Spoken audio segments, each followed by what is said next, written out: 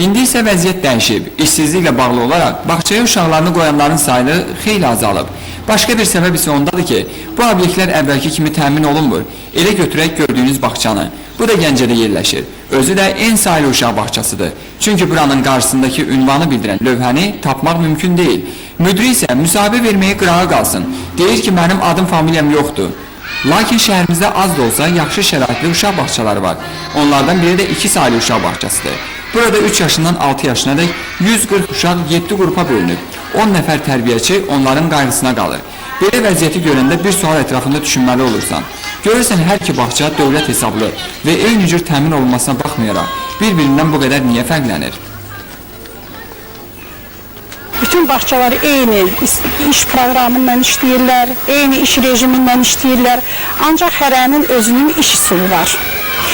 Mənə elə gəlir ki, hamı iş rejiminə riayət eləsə, yəni vaxtı-vaxtında məşğələlər keçsə, vaxtı-vaxtında səhər uşaqları götürəndə nə lazımdır, planda nə qeyd olunub, onlar keçirilsə, bütün bağçaların uşağı olar, yəni uşaq axını olar, valideyn əgər razı qalsa tərbiyəçilərdən, yəni uşaqlar nəsə bilsə, evə gedəndə hər gün yeni bir yenilik gətirsə, yəqin ki, valideynin də xoşuna gələr, uşaqların da xoşuna gələr və bağçada uşaq olar. Mənə belə gəlir. Adilə xanım onu da deyir ki, iş olan yerdə problem də olar.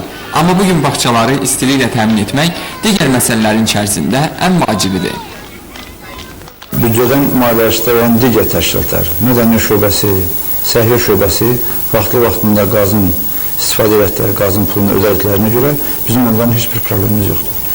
Ancaq təhsil şöbəsində bu günəni onların 9 ayda istifadə elədikləri qaza görə ödədiklərindən əlavə 30 milyon manatdan artıq borçlar vardır. Bu borç nədən gəlir?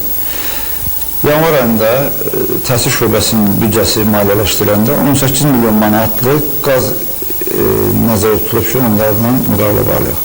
Ancaq onların obyektləri, uşaq bağçaları çox olduğuna görə, məktəblərdə qazın istifadə edilənə görə istifadə olunan qazın dəyəri nəzərdə tutulan dəyərdən 2-3 dəfə artıqdır. Ona görə də onlar büdcədə nəzərdə tutulan artıq pul ödeyə bilmirlər. Ancaq qazdan istifadə edirlər. Onunla əlaqədar olaraq bu günlərdə biz demək olar ki, əksər bağçaların verilən qazlarını dayandırmışıq. Məsələyə aydınlıq gətirmək üçün Gəncə Şəhəri Təhsil İdarəsinin rəisi ilə telefon əlaqəsi yaratdıq.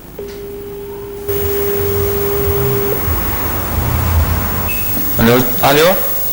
Cəlal müəllim? Salam aleyküm. Sizi Xəbər Plus informasiya proqramının əməkdaşı Ceyhun Səfərov narahat edir. Bağçalar haqqında bir sual vermək istəyirdim sizə. Bağçalar haqqında. Cəlal müəllim, qaz idarəsindən deyirlər ki, təhsil şöbəsinin 30 milyondan çox borcu var. Deməli, qaz idarəsinə bu qazın istifadəsinə bağlı olaraq. İndi siz nə tədbirlər görmək istəyirsiniz? Gələcəkdə bu borcun ödəniləcəkmi və bağçalar bu il qış mövsümündə qazla təmin olunacaq?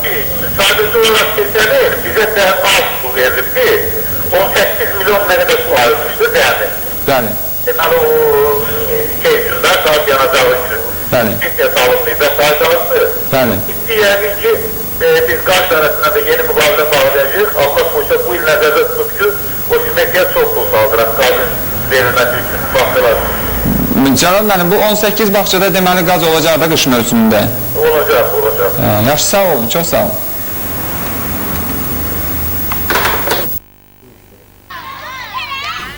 Əgər deyilənlər həqiqətən də həyata keçirilsə, onda bağçalarda bu qış mövsümü körpələrimiz üşüməyəcəklər. Ceyhun Səfərov, Rövşən Əmraslanoğlu, Xəbər Plus.